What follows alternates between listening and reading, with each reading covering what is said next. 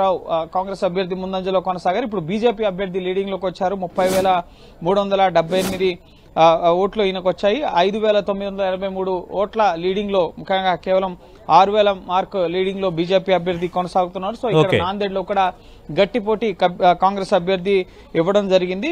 ముఖ్యంగా సంత్కూరావు, మార్తోరావు, అంబాడే ఈయన బీజేపీ అభ్యర్థి ప్రస్తుతం అక్కడ లీడింగ్ లో కొనసాగుతున్నారు. సో ఓట్ల లెక్కింపు అనేది ప్రశాంతంగా కొనసాగుతుంది.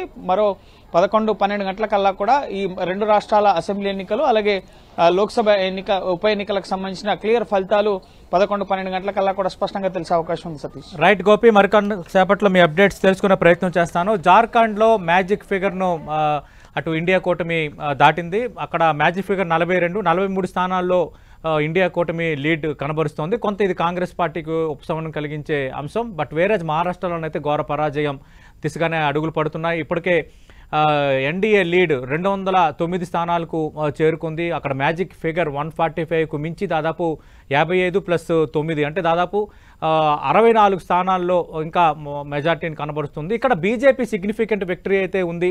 148 స్థానాల్లో పోటీ చేసిన భారతీయ జనతా పార్టీ 111 స్థానాల్లో లీడ్లో ఉన్న వాతావరణం అయితే ఇక్కడ కనిపిస్తోంది.